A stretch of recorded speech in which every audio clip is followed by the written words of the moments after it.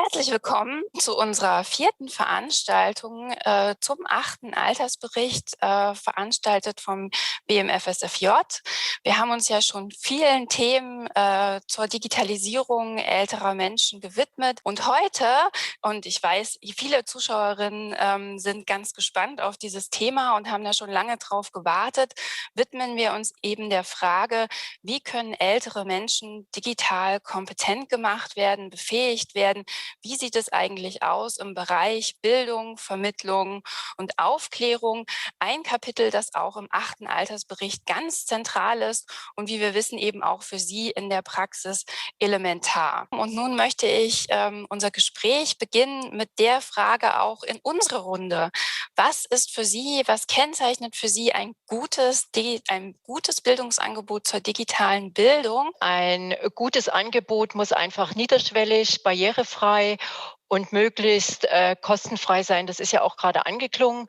Und da ist natürlich die Frage, ja, wer finanziert das? Wir haben jetzt das Glück, dass wir an einem ESF-Projekt teilnehmen. Das geht bis Ende nächsten Jahres. Und so konnten wir entsprechend Personal einstellen. Also wir haben eine ganz junge, frische Studentin, also eine Absolventin, und die erklärt unseren Besuchern des Seniorenbegegnungsstätte, ja, wie funktioniert ein Tablet, wie funktioniert das Handy, wie erstelle ich eine E-Mail, wie kann ich Kontakte speichern, wie kann ich die auch löschen. Und das eben niederschwellig und wenn man sozialraumorientiert denkt, dann auch im Sozialraum. Die Leute kommen und klar, aufgrund von Corona ist das sehr schwierig. Wir mussten unser ganzes Programm umstellen, so dass ja, wir an den Bedarfen dran sind. Wir haben dann in der Zeitung geworben und wir haben dann gesagt, es ging wie geschnitten Brot. Also die Frau Schmidt ist seit Februar da und hat, glaube ich, jetzt schon 60 Leute beraten. Mehrmalig, nicht nur einmalig. Und das ist für mich ein gutes Angebot. Es ist schnell, unkompliziert, es wird kommuniziert, jeder versteht's und es wird die Angst genommen. Genau. Ich möchte mich meiner Vorrednerin erstmal anschließen, niedrigschwellig und für alle auch einfach erreichbar. Das muss es schon sein. Das machen wir im Seniorenbüro in Schwerin schon seit 2015, glaube ich, oder 16, wo wir angefangen haben, aus dem Silver Surfer Projekt heraus dann auch ältere Leute zu beraten und ihnen einfach auch, das ist ganz wichtig, die Angst zu nehmen vor der modernen Technik, vor der digitalen Technik. Die Angst ist ja doch sehr groß und wird mit jedem Datenleck und Datenmissbrauch immer wieder neu geschürt. Und da ist es eben ganz wichtig, dieses Thema erstmal zu bespielen. Aber es ist eben genauso wichtig, dass man eben auch die Vielfalt der technischen Möglichkeiten auch anspricht. Die Dinge, die einfachen, sind eben auch manchmal gerade die wichtigen Dinge im Leben. Und da möchte ich jetzt gerne auch Frau Handke, jetzt habe ich Sie ja schon so eingeführt als quasi die YouTube-Heldin, wenn es um digitale Bildung geht. Was machen Sie? Was ist da das Wichtigste? Ja, ich mache wahrscheinlich genau das, was meine Vorredner gesagt haben, dieses extrem niederschwellige Angebot. Das gebe ich den Leuten. Ich bin eine sogenannte Digitalbotschafterin und das ist ein Projekt, was das Land Rheinland-Pfalz 2018 ins Leben gerufen hat und das umgesetzt wird von der Landesmedienanstalt. Und wir sind inzwischen über 200 Digitalbotschafter und Botschafterinnen, vom Norden bis zum Süden von Rheinland-Pfalz, die ganz unterschiedliche Arbeiten auch machen, immer nach dem Wissen der Menschen, mit denen sie zusammenarbeiten und beraten.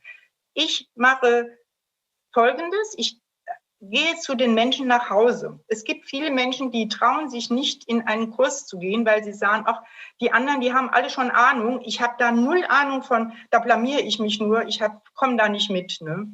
Und ich gehe dann zu denen nach Hause. Wir sind in einem geschützten Raum, in einem vertrauten Raum. Es kann nichts passieren. So, und dann fange ich an, das Gerät zu erklären, wirklich in die Hand zu nehmen und zu sagen, was ist da drumherum? Und solche Sachen, also wirklich von diesem Niederschwelligen aus. Und dann machen wir die ersten Sachen, üben wir und dann müssen die Hausaufgaben machen und beim nächsten Mal gibt es ein neues Thema. Also wenn ich zum Beispiel WhatsApp habe, dann möchte ich natürlich eine WhatsApp nach Möglichkeit jeden Tag haben. So, es ist ja gar nicht so einfach, auch eine WhatsApp zu öffnen. Wie kann ich sie öffnen? Wie kann ich antworten? Ein großes Problem der alten Menschen ist ja mit Wischen, mit Drücken. Sie wissen ja, wenn Sie auf den Bildschirm drücken von einem Smartphone, entstehen ja unterschiedliche Reaktionen. Das heißt, Feinmotorik ist ein ganz wichtiger Teil und das ist eines der größten Probleme, was die Leute haben. Dieses extrem sensible, was ein Smartphone hat.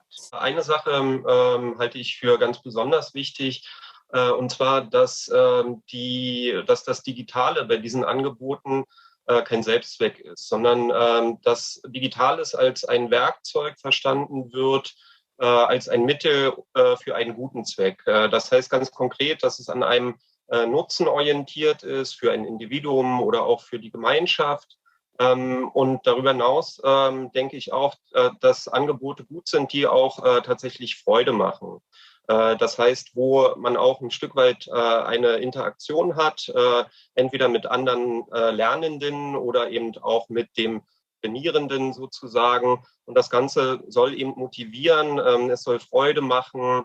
Und es lassen sich auch Kompetenzen in dem Sinne dann nebenbei erwerben. Viele der Dinge sind schon angesprochen. Also ein gutes digitales Bildungsangebot kennzeichnet sich für mich durch diejenigen Prinzipien aus, die sozusagen sämtliche guten Bildungsangebote für das Alter ausmachen, jetzt unabhängig vom Thema.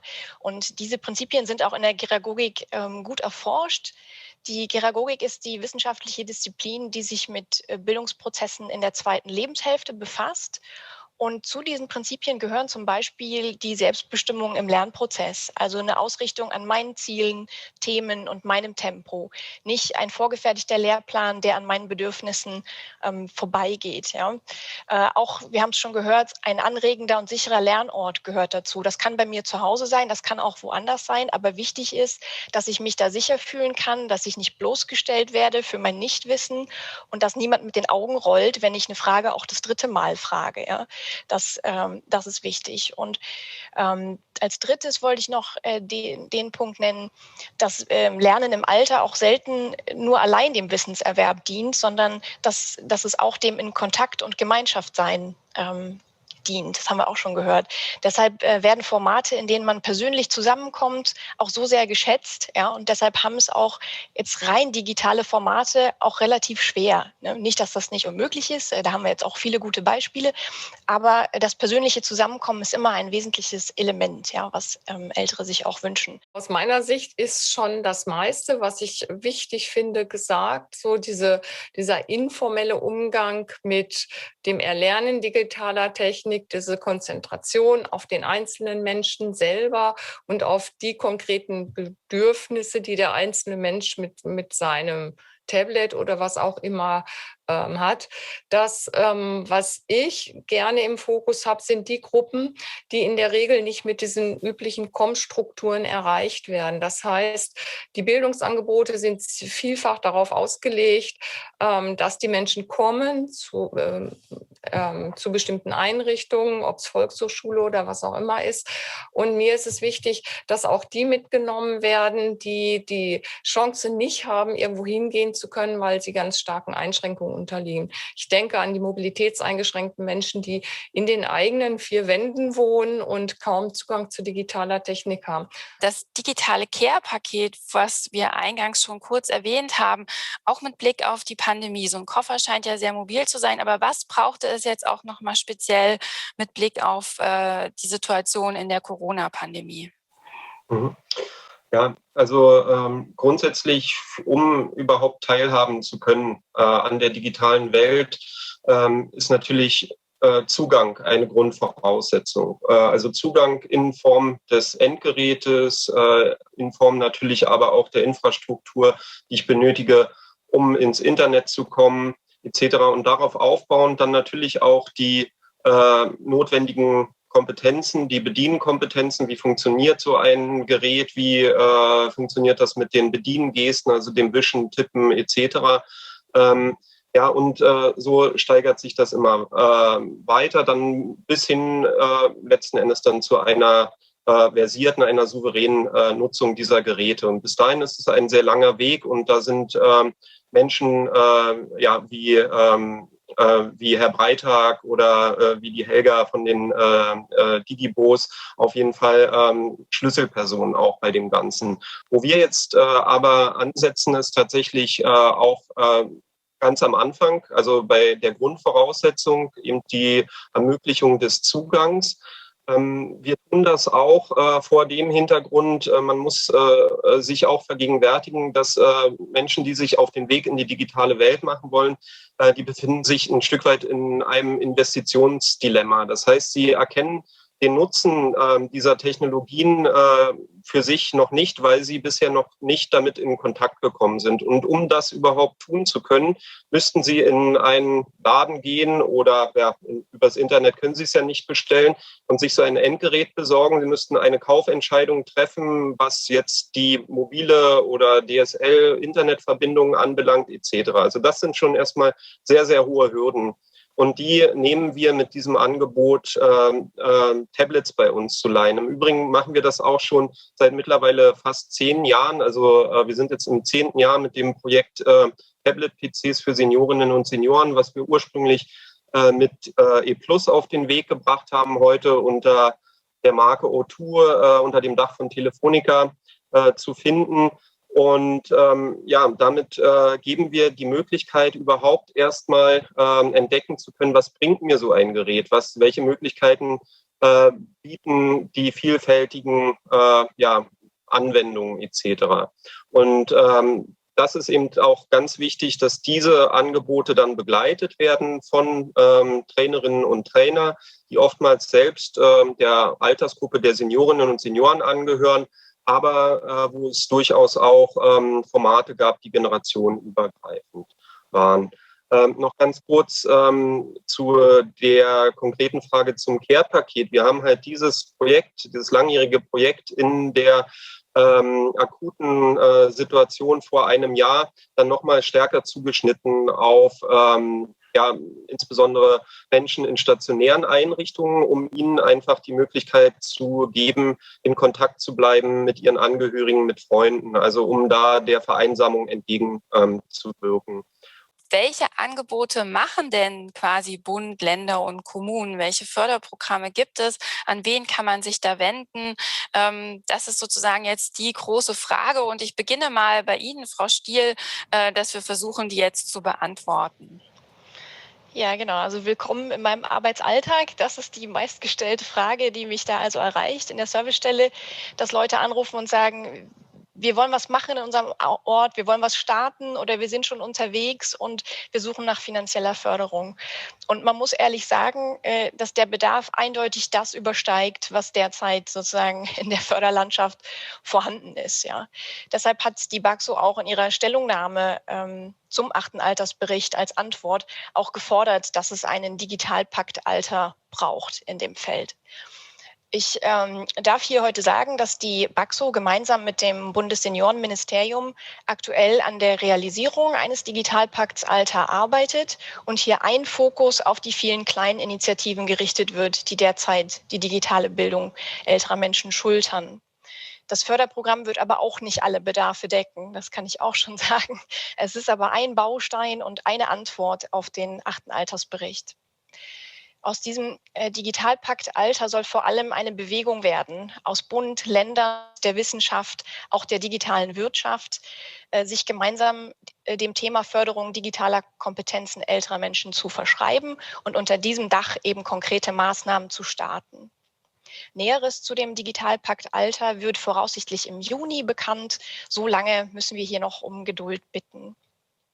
Unabhängig davon bemühen wir uns bei der Servicestelle, wie auch andere Akteure in Deutschland, darum, diesen Überblick zu bekommen über die Sachen, die jetzt da sind, damit wir auch weiterhelfen können, denen, die uns anrufen. Und ich nenne mal ein paar Beispiele für also auf Bundesebene, Landesebene und kommunaler Ebene. Auf Bundesebene, neben dem, was wir schon gehört haben, gibt es zum Beispiel auch das Programm Digitale Mehrgenerationenhäuser, wo Aufwendungen mit bis zu 1.000 € pro Haus gefördert werden können. Es gibt ja auch die Deutsche Stiftung für Engagement und Ehrenamt. Hier kann man auch auf Ausschreibungen achten und auf Fördermittel. Es gibt die Deutsche Fernsehlotterie und die Aktion Mensch, worüber sich tatsächlich auch viele Initiativen punktuell finanzieren können. Es gibt einige Telekommunikationsunternehmen, die zum Beispiel Geräte spenden. Es gibt Wettbewerbe, die häufig auch kleinere Preisgelder vorsehen. Da gibt es zum Beispiel den Goldenen Internetpreis, bei dem kann man sich auch noch bewerben bis Mitte Mai für dieses Jahr. Es gibt den Smart Hero Award, den Preis für digitales Miteinander, den digitalen Vereinsmeier. Also da gibt es einiges auch auf Bundesebene. Auf Länderebene würde ich auch sagen, lohnt sich als erstes auch der Blick in die Ministerien.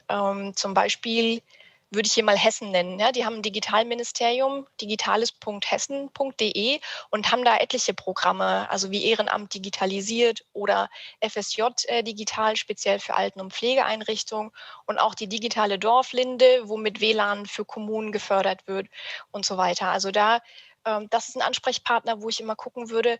Und schon vielfach gefallen hier auch auf Landesebene die Landesmedienanstalten. Die gehen hier auch oft voran oder sind dabei bei Programmen. Da könnte man auch schauen, sowie auch die Verbraucherzentralen und die Ehrenamtsstiftungen auch auf Länderebene. Auf kommunaler Ebene würde ich auch immer als erstes bei der Stadtverwaltung selbst anfragen, was da geht. Das Beispiel aus München habe ich vorhin schon genannt, die dort Menschen mit wenig Einkommen unterstützen. Ansonsten kann man auch versuchen, über Bürgerhaushalte Geld für sein Projekt zu bekommen. Die Sparkassen sind auch schon genannt, sind häufige Förderer auch solcher Programme. Auch lokale Unternehmen. Und wenn Sie Geräte spenden, ja, kann man ansprechen. Und ich würde auch sagen, versuchen Sie mutig, die Abgeordneten in Ihrem Wahlkreis anzusprechen. Holen Sie sich dafür vielleicht auch den Seniorenbeirat als Verstärkung an die Seite. An dieser Stelle also mein herzlicher Dank an Sie alle. Bleiben Sie gesund. Sehen wir uns am 8. Juni wieder. Bis dahin. Tschüss.